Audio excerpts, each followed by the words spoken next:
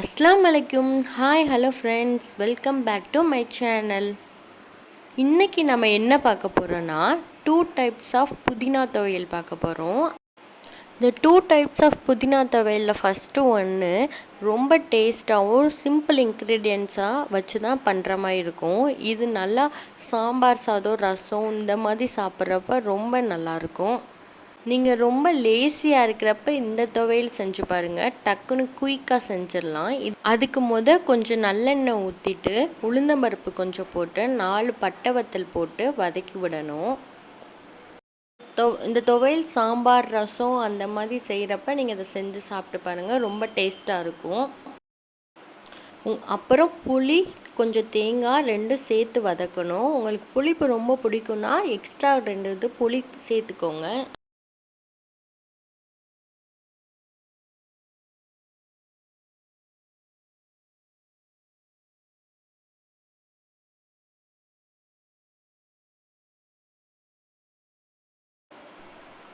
இப்போ நல்லா வதங்கிடுச்சு.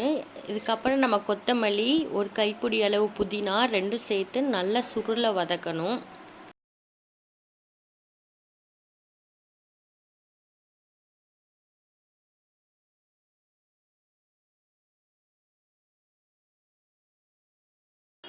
இப்போ நல்லா வதங்கிடுச்சு. இதுக்கப்புறம் ஆற வச்சிடலாம்.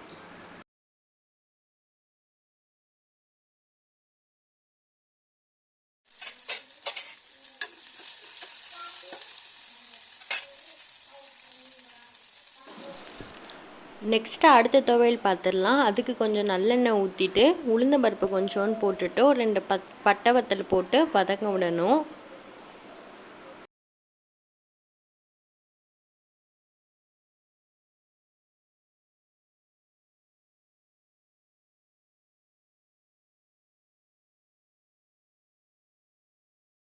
அப்புறம் கொஞ்சம் புளி, சின்ன வெங்காயம், 4 வெள்ளைப்பூடு, 3 மீடியம் சைஸ் பெரிய வெங்காயம் கட் பண்ணி நல்லா வதக்கணும்.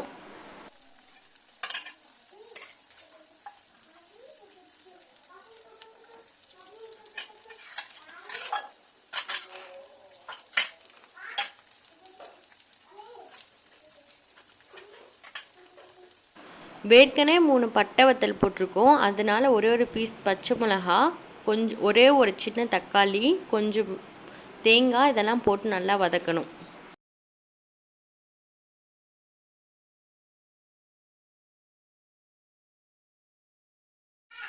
அப்புறம் கொஞ்சோன்னு கருவேப்பிலை, கொத்தமல்லி, நம்ம கழுவி வச்சுருக்க புதினா எல்லாமே சேர்த்து நல்லா வதக்கணும்.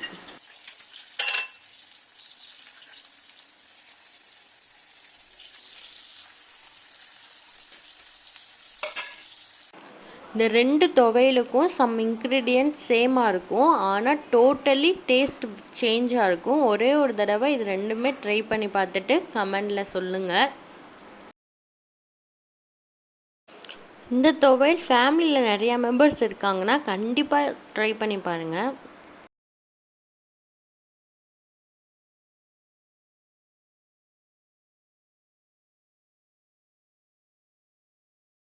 இப்போ இதுவும் நல்லா வதங்கிருச்சு. இதுக்கப்புறம் இதையும் நல்லா ஆற விட்டுட்டு 2யுமே மிக்சியில் போட்டு அரைச்சோன்னா நம்மளுக்கு தேவையான 2 துவையலும் ரெடி ஆயிடுச்சு.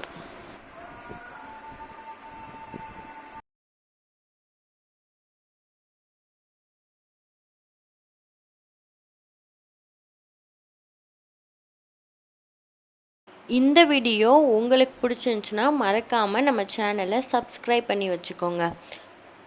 தேங்க்யூ ஃபார் வாட்சிங்.